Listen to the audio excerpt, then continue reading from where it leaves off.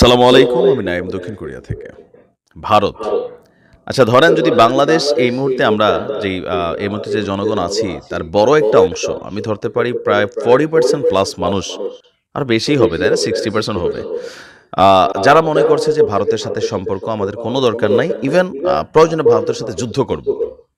তো যুদ্ধ করতে গেলে একটা দেশ আরেকটা দেশের সাথে যে জিনিসগুলোর প্রয়োজন হয়, খুবই ৩ টা জিনিস এখানে সবচেয়ে বেশি কানেক্টেড। নাম্বার 1 হচ্ছে অর্থনীতি। একটা যুদ্ধ পরিচালনা করতে গেলে আপনার একটা বিশাল অঙ্কের টাকা খরচ হয়। আপনি রাশিয়ার অবস্থা দেখেন, ইউক্রেনের অবস্থা দেখেন। ইউক্রেনকে সারা পৃথিবী থেকে অর্থনৈতিকভাবে, সামরিকভাবে সহযোগিতা করা হচ্ছে। কিন্তু তারপরে কি ইউক্রেন পারছে? তাদের অর্থনীতি কিন্তু একদম ধ্বংস হয়ে গেছে। রাশিয়ার মতন রাষ্ট্র এই যুদ্ধ চালাতে গিয়ে তাদের আ সামরিক যে ব্যয়টা, সেখানে এটা কয়েক গুণ বৃদ্ধি পেয়েছে। আর সামরিক ব্যয়টা বাড়ানোর ফলে রাষ্ট্রের অন্যান্য যে ব্যয়, সেখানে কিন্তু সংকট তৈরি হয়েছে। বন্ধুরা, ইনাকে যখন আপনারা স্ক্রিনে দেখছেন মোটামুটি ইনাকে সকলেই কম বেশি চেনেন। এই কারণে বলছি, কেননা এই ব্যক্তিটি কিন্তু চরম ভারত বিরোধিতাকারী ছিল। জানি না ইনার মাথায় এত বাস্তব বুদ্ধি কোথা থেকে আসলো, আর বাস্তবটাকে কিভাবে স্বীকার করছেন জানি না, হয়তো এটাও হতে পারে ইনি হয়তো বর্তমান সময়ে রিয়েল পজিশন বা রিয়েল স্থিতিটাকে বুঝে গেছেন।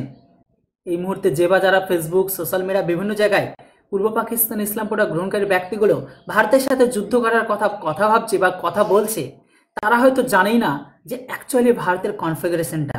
আমি ওই সমস্ত মাদ্রাসা ছাত্রীদের এতটুকু বলতে চাই, আপনারা ভুলে যান, সমস্ত কিছু ভুলে গিয়ে জাস্ট ভারতের সৈন্য সংখ্যা, ভারতের ডিফেন্স বাজেট, ভারতের সমরাস্ত্রগুলোকে জাস্ট ব্রেনে ঢুকে জাস্ট একবার থিঙ্কিং করুন যে ভারতের এই পরিমাণ বাজেট, ভারতের এই পরিমাণ সেনাবাহিনী আমাদের সামনে আছে, আর আমাদের যে আর আপনাদের যে ডিফেন্স বাজেট, সেটা ডিফেন্স সমরাস্ত্র থেকে শুরু করে সমস্ত কিছু তার সামনে আছে। কনফিগারেশনটা জাস্ট একবার ইমাজিন করুন, তাহলে জল আর দুধ পার্থক্য হয়ে যাবে। যদিও ভারতের সাথে বাংলাদেশের কোনো কম্পারিজন বানে না, আর এতটা ছোট মানসিকতা আমরা রাখিও না, কেননা কোথায় ভারত আর কোথায় বাংলাদেশ। ভারতের ছোট্ট একটু হেলানিতে বাংলাদেশ কেঁপে যাবে। চলুন বন্ধুরা, আমি বললে তো অনেকের খারাপ লাগে, এই বাংলাদেশি ভাইটি কি বলছে সেটা আপনারা নিজেরাই শুনে নিন, তাহলে আপনারা বুঝতে পারবেন যে অ্যাকচুয়ালি এই বাংলাদেশ অর্থাৎ ভারত বিরোধিতাকারী ভাইটি হঠাৎ এত বাস্তব কেন স্বীকার করতে বাধ্য হচ্ছে। আবার আপনি লেবাননে দেখেন যে যুদ্ধ চলছে, সেখানে কিন্তু মিলিয়নস অফ ডলার আমাদের হিজুরাই খরচ করে। প্রতিদিন যুদ্ধে মিলিয়ন মিলিয়ন ডলার খরচ হয়। তো একটা যুদ্ধ পরিচালনা করতে গেলে প্রথমত শক্তিশালী অর্থনীতি লাগে। টাকা আছে, আপনি মেশিনারিজ কিনতে পারবেন। নাম্বার 1। তো সেদিক থেকে আমরা যদি চিন্তা করি ভারতের সাথে আমরা যুদ্ধ করব, তা আমাদের অর্থনীতি কতটা শক্তিশালী। ভারত তো দূরের কথা, আমরা মিয়ানমারের সাথে যদি এখন যুদ্ধ করি, দেখেন মিয়ানমার ওইখান থেকে গুলি করে, এই করে সেই করে, ক্ষমতায় আওয়ামী লীগ ছিল, বর্তমানে ইউনূস সরকার আছে, সবাই কিন্তু আমরা পোতায় আছি। মিয়ানমারে কিন্তু আমরা খুব বেশি ঘাটাই না, কারণ সামরিক শক্তিতে মিয়ানমারের কাছে যেসব জিনিসপত্র, মেশিনারিজ আছে, এই মুহূর্তে যদি বাংলাদেশ মিয়ানমার যুদ্ধ হয়, আমরা মিয়ানমারের সামনে টিকব না। তো বন্ধুরা, রিয়েলিটি কি সেটা তো এই ভাইটাই বলে দিল। ভারতের সাথে যুদ্ধ করা বাদ দিন, এই মুহূর্তে আপনাদের মিয়ানমারের সাথে যুদ্ধ হলে আপনারা কয় মিনিট টিকে দাঁড়াতে পারবেন, সেটাই সব থেকে বড় চিন্তার বিষয়। চলুন দেখে নিই ইনি আরো কি কি বলছেন। কারণ এই মুহূর্তে সারা পৃথিবীতে, বললাম না, যুদ্ধের জন্য প্রধান 3টা জিনিসের মধ্যে একটা গেল অর্থনীতি, দ্বিতীয় হচ্ছে সামরিক শক্তি। তো সামরিক শক্তিতে বাংলাদেশ কতটুকু আসলে স্টেবল? দ্বিতীয় তৃতীয় বিশ্বযুদ্ধের সময় পশ্চিমা ইউরোপিয়ানদের কাছে যা ছিল, আমাদের কাছে এখনো তা নাই। তৃতীয় বিশ্বযুদ্ধের মেশিনারিজও আমাদের কাছে নাই, তাহলে প্রথম বিশ্বযুদ্ধের, তাহলে এখন তৃতীয় বিশ্বযুদ্ধের একটা দামাদুল বাজছে। সেই ক্ষেত্রে বাংলাদেশ সামরিক শক্তিতে কোনো দেশের কাছে কোনো ভূমিকা রাখে না, এটা হচ্ছে বাস্তবতা। কিন্তু মিয়ানমারে দেখেন, আমেরিকার মতন দেশ তাদেরকে স্যাংশন দিয়ে রাখছে 101টা, তারপরও তারা কিন্তু তাদের অর্থনীতি, যুদ্ধনীতি, সামরিক শক্তিটা বৃদ্ধি করেই চলছে। এটার মূল কারণ হচ্ছে পিছনে রাশিয়া এবং চীন একটা বড় ধরনের সাপোর্ট করে, তাই না? তো সামরিক শক্তি তো আমরা অনেকটা পিছিয়ে। তারপরে আছে ধরেন আপনার সামরিক বাহিনীর শক্তি। সামরিক বাহিনীর শক্তি বলতে লোকবল। রাশিয়ার মতো দেশ এত বিশাল সেনাবাহিনী থাকার পরেও উত্তর কোরিয়া থেকে এখন সেনানায়ক করছে। বাংলাদেশ সহ পৃথিবীর বিভিন্ন জায়গা থেকে অনেকে সেখানে গিয়ে প্রক্সি যুদ্ধ করছে। তাহলে এই 3টা জিনিসে যদি আমরা চিন্তা করি ভারতের সাথে যুদ্ধ করবো, তো সেই ক্ষেত্রে আমাদের অবস্থাটা কি হবে? এগুলো প্র্যাকটিক্যাল। অনেকে বলবেন যে ভাই আপনি এই নিউজটা কেন করলেন? এই কারণে করলাম যে ভারত আসলে কোথায় আগায় যাচ্ছে আর আমরা কোথায় আগায় যাচ্ছি। আমাদের দেশে গবেষণা কি হচ্ছে? বাঙালি খালি গুজববাজ জাতি আমরা। আপনি দেখেন ভারতের এডুকেশন সিস্টেমে একটা ছোট বাচ্চা যতটা ফ্লুয়েন্টলি ইংরেজি বলতে পারে, আমরা তো আমাদের শিক্ষা ব্যবস্থা তো ধ্বংসই মোটামুটি। তারপরে আপনি ধরেন যে আমাদের এডুকেশনাল যে ব্যাকবোন বলা হয়, ডিগ্রি অর্জন হচ্ছে A+, golden A+, GPA 5 type ভাই, বাট আপনি একটা বন্ধুরা, মোটামুটি ইনার কথা শুনে যে সমস্ত বাংলাদেশি ভাইগুলো ভারতের সাথে যুদ্ধ করার কথা ভাবছেন বা যুদ্ধ করব ভাবছেন, বা অলরেডি সোশ্যাল মিডিয়ায় ফেসবুকে এসে যুদ্ধ করব ভাবছেন, তারা একবার এই ভাইটার কথাগুলো যেন ভালো করে ব্রেনের মধ্যে ঢুকিয়ে নেন। কেননা এই মুহূর্তে আপনাদের দেশের যে পরিস্থিতি, আপনারা যদি ভাবেন যে আপনাদের অবস্থা ইউক্রেনের মতো হবে বা ইউক্রেনের মতো আপনাদের পশ্চিমা দেশ আমেরিকা সহায়তা দেবে, ভুলে যান। চীন চীন কখনো নিজের স্বার্থ ছাড়া কখনো কাউকে সহায়তা দেয়নি। গোটা বিশ্বে যুদ্ধ হচ্ছে, একবার খোঁজ রাখুন। পয়সার জন্য যা করছে সবকিছু পয়সাকে মাথায় রেখে বা নিজেদের স্বার্থে। পাকিস্তান আপনাকে সহায়তা দেবে, তবে সরাসরি নয়। পাকিস্তানের উৎপাদিত পাখি ফ্যাক্টরি যে সমস্ত শুয়োরগুলো আছে বড়জোর সেইগুলো সাপ্লাই করতে পারবে। বাকি নিজের ক্ষমতা না থাকলে কোনো কাজে এগোনো উচিত নয়। আপনাদের পয়সার ভান্ডারটা ঠিকঠাক আছে তো? যুদ্ধ তো করবেন ভাবছেন, কেননা এই মুহূর্তে যে বা যারা যুদ্ধ করার কথা বলবো ভাবছে, তারা কখনো যুদ্ধে যাবে না। আর অ্যাকচুয়ালি রিয়েল ময়দানে যারা যুদ্ধ করবে তারা কখনো যুদ্ধ যায় না, কেননা সেখানকার পরিস্থিতি আর বলার পরিস্থিতি আকাশ পাতাল পার্থক্য। আর আপনারা তো ভালোভাবে জানেন 1971 সাল নয় যে আপনাদেরকে ওই গাদা বন্দুক দিয়ে ট্রেনিং দিয়ে যুদ্ধে নামানো হবে। অ্যাডভান্স যুগে একটা দূরে থেকে একটা জাস্ট বাটারেই আপনাদের ওড়ানো সম্ভব। চলুন দেখিনি ইনারও কি কি বলছে। তারা সিভি লিখতে দেন। এই যে আপনারাই যারা আছেন, আমরা যারা আছি, আপনি একটা ইংরেজিতে সিভি লিখতে পারবেন? কতজন মানুষ আছেন যারা আমার কন্টেন্ট দেখেন?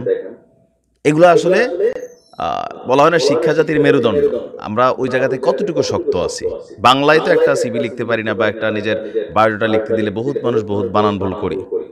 তো সেদিক থেকে ভারত আমাদের অনেক এগিয়ে আছে, এটা হচ্ছে বাস্তবতা। তো আমার আজকের ভিডিওতে এখানে আমি বেশ কিছু জিনিস দিচ্ছি যে প্রতিবেশী রাষ্ট্র হিসাবে পাকিস্তানের সাথে ভারতের যেই দুঃসম্পর্ক, অথবা চীনের সাথে এই যে আবহমান কাল থেকে যে লড়াই চলে আসছে, সেই লড়াইয়ে ভারত আপনার তাদের নিজেদেরকে কতটুকু শক্তিশালী করছে দেখেন। চীনকে কাভার করার জন্য বা চীনকে টেক্কা দেওয়ার জন্য তারা কিন্তু সমান তালে তাদের প্রযুক্তি খাত, সামরিক খাত, ক্ষেপণাস্ত্র খাত, মহাকাশ খাত, প্রত্যেকটা জিনিস কিন্তু তারা সেই লেভেলে নিয়ে গেছে। সর্বশেষ তারা যেটা এখানে আবিষ্কার করছে, সাবমেরিন থেকে পরমাণু অস্ত্র বহনে সক্ষম ব্যালিস্টিক ক্ষেপণাস্ত্র। আমরা এগুলো এখনো কল্পনাও করতে পারি না, আপনি বুঝছেন? কখনো যদি ভারত বাংলাদেশ যুদ্ধ হয় 5 মিনিট লাগবে পুরো বাংলাদেশের দাবাই দিতে। এটা হচ্ছে বাস্তবতা, আপনি এটা অস্বীকার করার কোনো সুযোগ নেই। আমরা কি করতে হবে? পাকিস্তানের কাছে গিয়ে তেল মারতে হবে, আমেরিকার আব্বা ডাকতে হবে, চীনের নানা ডাকতে হবে। এটা হচ্ছে বাস্তব, কারণ আমাদের 53 বছরে এই সামরিক শক্তির এই লোকবল জাস্ট কিছু হয়তো বাড়ছে, তবে যেই লোকবল এগুলো মিয়ানমারের থেকে কম। ভারতে সারা পৃথিবীর মধ্যে মানে আমার মনে হয় দ্বিতীয় বৃহত্তম তাদের সেনাবাহিনীর আকার। আর সামরিক খাতে দেখেন এটা কি করছে। গতকালকে ভারত দ্বিতীয়বারের মতন তাদের ব্যালিস্টিক ক্ষেপণাস্ত্রের সফল পরীক্ষা চালিয়েছে। নতুন ক্ষেপণাস্ত্রটি 3500 কিলোমিটার দূরের লক্ষ্যবস্তুতে আঘাত হানতে সক্ষম। বন্ধুরা, মোটামুটি প্রতি বছর ভারত যে পরিমাণ মিসাইল টেস্ট করে আর প্রতি বছর যেভাবে ড্রিল বা এক্সারসাইজ করে, সেই পরিমাণ সমরাস্ত্র হয়তো ভারত এক বছরে যতটা নষ্ট করে মানে ড্রিল বা এক্সারসাইজের জন্য বা মিসাইল টেস্টে, অতটা সমরাস্ত্র মনে হয় বাংলাদেশের কাছে স্টকেও নেই। বাংলাদেশ কোনোদিন কল্পনাও করেনি যে বাংলাদেশ যদি রিয়েল ওয়ারে নেমে পড়ে, তাদের আর্মি বা তাদের সেনাবাহিনী তারা কতটা সময় টিকে থাকতে পারবে। কেননা ভারতের কাছে এতটা ক্যাপাবিলিটি আছে, উনি নিজেই স্বীকার করছেন জাস্ট 5 মিনিট লাগবে। এখানে অনেক লুঙ্গি পরিত ভাই আছে, তারা বলতে পারে আমাদের এই আছে, আমাদের ওই আছে, আমরা এই করব। ভাই, সব জায়গায় একরকম চলে না, আপনাদের নীতি জানি। একবার যখন বড় বড় মিসাইল যখন আপনাদের পিছনে এসে পড়বে না, তখন আপনারা আল্লাহ বলার টাইম পাবেন না, বুঝেছেন? আর সত্যি কথা এটাই যে বা যারা যুদ্ধ চাইছে তারা কখনো যুদ্ধে যাবে না, আর যারা যুদ্ধ করবে অ্যাকচুয়ালি তারা কখনো যুদ্ধ চায় না, এটাই বাস্তব। আর এই ভাইটা ভারত বিরোধিতাকারী হলেও হঠাৎ জানি না ইনি রিয়েলিটিটা বুঝতে পারছেন, বাস্তবটা বুঝতে পারছেন। কেননা ইনার এর আগে যতগুলো ভিডিও দেখেছি ইনি অলমোস্ট কিন্তু ভারত বিরোধিতাই করে থাকে। আমাদের কি আকাশ প্রতিরক্ষা সিস্টেম আছে? নাই তো ভাই। ভারতের আছে কিন্তু বিভিন্ন জায়গায় তাদের যে গুরুত্বপূর্ণ সামরিক ঘাঁটিগুড়ি, সেখানে তার এয়ার ডিফেন্স সিস্টেম আছে। আমাদের কাছে কি আছে? আমাদের যুদ্ধ বিমান কয়টা আছে?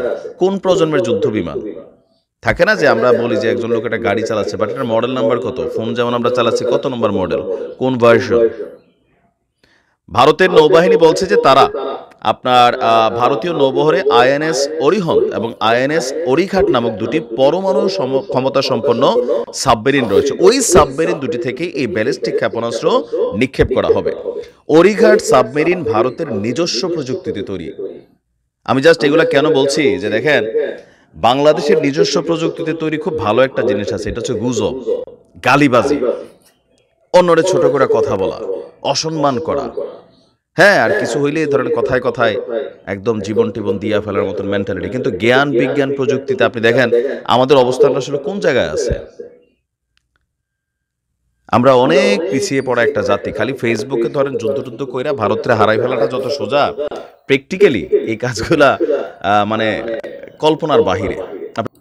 তো বন্ধুরা, যে বা যারা বিশেষ করে বাংলাদেশ ভিউয়ার্স যদি আজকের এই ভিডিওটি দেখে থাকেন, তাহলে মোটামুটি আপনারা বুঝে গেছেন বাস্তবটা আর বলাটা কতটা পার্থক্য। কেননা এই মুহূর্তে বাংলাদেশের ঘরের ভেতরে যা পরিস্থিতি, বিশ্বাস করুন কয়েক ঘন্টা যুদ্ধে টিকে থাকার মতন ক্যাপাবিলিটি আছে কিনা সন্দেহ আছে।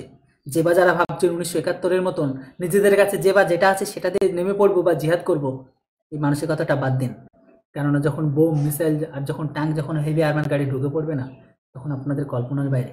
যদিও আমরা কখনো বাংলাদেশকে দখল করবো এরকম মানসিকতা রাখে না, কেননা বাংলাদেশটা আমাদেরই ছিল, আমরাই তো দিয়েছি। দেশটাকে স্বাধীন করে দিয়েছি, দেশটাকে একটা নতুন নাম দিয়েছি, দেশের পতাকা করে দিয়েছি। দেশটার জন্য কি কি করিনি, অনেক কিছু করেছি। যেটাই হোক, যদি প্রয়োজন পড়ে তবে 1971-এর মতো ভুল এবার আমরা আর করবো না। কারণ আপনারা গাদ্দার ছিলেন, আছেন আর থাকবেন। তবে সমস্ত বাংলাদেশি ভাই নয়, কিছু বাংলাদেশি ভাই আমার অনেক প্রিয়, তাদেরকে অনেক ভালোবাসি, তাদেরকে অনেক সম্মান করি। কিন্তু বর্তমান সময়ে যে সিচুয়েশন তৈরি করেছেন আপনারা সমস্ত ভারতবাসীকে অপমান করে, তার জন্য এটা আমাকে বলতে বাধ্য হয়েছে। কেননা আমি একজন ভারতবাসী, তারপরে কিন্তু ঊর্ধ্বে রয়েছেন আপনারা। আর আমার দেশের সাথে কোনো কম্প্রোমাইজ নাই। আপনার বুঝতে হবে। আপনি দেখেন যে উত্তর কোরিয়া পাগলা কিম জং উনের দেশ, আমেরিকার মতন রাষ্ট্র তারে মনে করলেন গন্তে হয়। কেন গন্তে হয়? পরমাণু নিয়ে খেলে। ইরানের মতন রাষ্ট্র সারা পৃথিবীর পশ্চিমাদের মানে রক্তচক্ষুকে ডিঙিয়ে তারা যে অবস্থানে আছে, টিকে আছে, অর্থনীতি সবকিছুর পিছনে কি দেখছেন? মেশিনারিজ আছে, বানাইয়া থুপ দিয়া রাখছে। তো সেই ক্ষেত্রে বাংলাদেশের জনগণের উচিত বা সিস্টেমটাতে সরকারের উচিত গবেষণা করা, গবেষণা খাতকে সমৃদ্ধ করা, প্রযুক্তি খাতকে আরো সমৃদ্ধ করা। মানে আমরা সারাদিন ফেসবুকে গালাগালি করি, ইয়াহুদিদের এটা এটা সেটা, তা মানে এখন ধরেন 4 দিন যদি ফেসবুক বাংলাদেশে বন্ধ করে দেয়, ফেসবুক, টিকটক, হোয়াটসঅ্যাপ, মানে আমরা কোন প্রযুক্তিটা বানায় রাখছি যেটা দিয়ে আমরা সোশ্যাল মিডিয়া চালাবো? আছে কিছু হাওলাইতে সিস্টেম ছাড়া? ভাই এতটাও সত্য কথা বলেন না যেটা শুনে আপনাদের দেশের বিশেষ করে মাদ্রাসায় পড়া মানুষগুলো বা যারা আজকের দিনে ধর্মান্ধতা দিয়ে সবকিছু বিচার করে তাদের খারাপ লাগবে। রিয়েলিটি তো আপনি তো জানেন, কিন্তু মোটামুটি আপনাদের দেশে বাংলাদেশি ভাইয়ার্সরা জানে না। যে সমস্ত ভাইগুলো তারা সবসময় বাংলাদেশের ভেতর থেকে ভারত বিরোধিতা করে, তারা হয়তো জানে না যে সোশ্যাল মিডিয়াগুলো ব্যবহার করে সেটাও কিন্তু অন্যর, মানে ইহুদিদের। একবার ভেবে দেখেছেন যদি আপনাদের দেশে সব কিছু যদি ধরা হয় এভাবে, আপনাদের নিজেদের কি আছে? আপনারা ব্লেড থেকে শুরু করে বগলের যে চুলটা উঠাবেন সেই ক্রিমটা পর্যন্ত ভারত থেকে নিয়ে যেতে হয়, পায়ের নেল পালিশটা পর্যন্ত ভারতের। আমি তো অন্যান্য কিছু বাদে দিলাম, A to Z একটি দিনে চলার জন্য সব কিছু প্রয়োজনীয় ব্যবহার করা বা নিত্য প্রয়োজনীয় জিনিসগুলো সব কিছু ভারতে ব্যবহার করতে হয়। ভারত ছাড়া আপনারা অচল। আপনারা এই জিনিসটা বুঝতে কেন পারেন না? যদিও এখনো পর্যন্ত ভারত সরকার কিছু কিছু জিনিস বন্ধ করলেও প্রপারলি বন্ধ করেনি। যদি একদম ক্লিয়ারলি ঘোষণা করে দেয় যে সব কিছু বন্ধ করে দেবো, তাহলে অবস্থা আপনাদের ফিনিশ। চলুন দেখিনি ভাইটারও কি কি বলছে। বাংলাদেশে একমাত্র দেশ, আমার কাছে মনে হয় মাঝে মাঝে আর কি, যে টাকা পয়সা ঠিকই আছে কিন্তু আমরা গবেষণা খাতকে এত হালকাভাবে নিচ্ছি যে এখান থেকে ক্রিয়েটিভ জিনিস তৈরি হচ্ছে না। যারা মেধাবী পোলাপাইন এরা স্কলারশিপে দেশের বাহিরে চলে যাচ্ছে, ভালো বেতনে সেইখানে তাদের মেধাকে বিক্রি করে দিচ্ছে। আর আমাদের দেশের সরকারগুলা কখনো এই মেধাবীরা আনে না। চোর বাটপার যেগুলোতে ধান্দা করা যায় এগুলার আইনে মনে করলেন ডাইকা ডুইকা চেয়ারের মধ্যে বসে, ওই যে তাসকিমে খান, পুরো রাষ্ট্র তারা ঠেল্লা ওয়াসার থেকে নামাইতে পারে নাই। তো এই সকল বাটপারদের যখন আইনা বসায় তো রাষ্ট্রের উন্নতি কিভাবে হবে? আমি মনে করি ভারত বলেন, পাকিস্তান বলেন, যাদের সাথে কেউই স্টেবল কোনো মিত্র হয় না কূটনীতিতে। আজকে ভারতের সাথে খারাপ সম্পর্ক, কালকে ভালো হবে। আজকে মিয়ানমারের সাথে খারাপ, কালকে ভালো হবে। ভবিষ্যতে যুদ্ধ হইতে পারে। তো সেটার জন্য আমাদের প্রস্তুতি কি? মুখে মুখে খালি আপনি লাভ দিয়া মানে একদম রাস্তায় নেমে জিহাদ করে ফেলবেন, দম দিয়া ফেলবেন, এই রাস্তায় পড়ে থাকবেন। ওই একটা মারবো ভারত থেকে ৩,৫০০ কিলোমিটার দূরে পুরো একটা ডিস্ট্রিক্ট ডাবাই ফেলবো। আর বৈশ্য মাইক দিয়ে গালাগালি করা ছাড়া সীমান্তের উপর আর কিচ্ছু পাঠানো যাবে না। সো আমাদের সরকারে যিনিই থাকেন, যারাই আসেন, এই সেক্টরগুলোকে ডেভেলপ করা দরকার। লড়াই হোক আর না হোক, নিজেদের প্রোটেকশন, নিজেদের কাছে মেরুদণ্ডটা সোজা করতে গেলে এগুলো জরুরি। দেখা যাক কোন সরকারের ঘুম ভাঙে। ভালো থাকুন, আসসালামু আলাইকুম। তো বন্ধুরা, মোটামুটি ভাইটার কথা আপনারা শুনে নিলেন। শুনে নেওয়ার পরে এতটুকু বুঝে গেছেন ইনি কিছুটা হলেও বর্তমান সময়ে ভারতের ক্যাপাবিলিটি, বাস্তব যে চলছে, বাস্তবতা যে সম্পর্কে আছে, সেই বাস্তবতাটা মোটামুটি উনি বুঝে গেছেন। এই বাস্তবতার সাথে যুক্ত তিনি কথাগুলো বললেন। অ্যাকচুয়ালি বাংলাদেশের অধিকাংশ মানুষ মাদ্রাসা পাশ হয়, তারা সব কিছু আবেগ দিয়ে বিচার করে, সব কিছু ধর্মকে রেখে বিচার করে। ইনাদের কাছে কথা একটাই, যে ইসলামের সাথে আছে, যে ইসলামের সম্পর্কে বলে, যে ইসলামকে সমর্থন করে, সে ভেতরে যাই থাকুক না কেন, তারা হচ্ছে তাদের কাছে ভালো। মানে ধরে নিতে পারেন ধর্মকে নিয়ে সব কিছু বিচার, ভাবনা, চিন্তা। কিন্তু ইনি যেভাবে কথাগুলো বলল, আমি বললে তো অনেকটা ট্রোল করে বলতাম, তারপরে আবার ভারতীয়, সেখানে অনেকের খারাপ লাগতে পারে। অনেকে বলতে পারেন এই হবে ওই হবে, কিন্তু ইনার কথায়, ইনি তো একজন বাংলাদেশি, মোটামুটি অনেক বাংলাদেশি ভাই এটা বুঝে গেছে। যেটা হোক বন্ধুরা, এবার আপনারাই বলুন, যে সমস্ত বাংলাদেশি ভাইরা ভারতের সাথে যুদ্ধ করার বা জিহাদ করার কথা বা ঘোষণা বা ভাবছেন যে এরকমটা হবে, কতটা সময় লাগবে আর কতটা সময় নেবেন? আর ভারত আক্রমণ করলে বা ভারত পাল্টা রিটেলিয়েশন দিলে আপনাদের ঘরের ভেতরে আপনারা নিজেদেরকে প্রোটেক্ট করার জন্য কি ক্যাপাবিলিটি করে রেখেছেন বা কতটা ক্ষমতা, সেটা একবার ভেবে দেখবেন। যাই হোক, ভিডিও ভালো লাগলে অবশ্যই ভিডিওটিকে লাইক করুন আর চ্যানেলটিতে নতুন হলে সাবস্ক্রাইব। Thanks for watching. জয় হিন্দ, বন্দে মাতরম।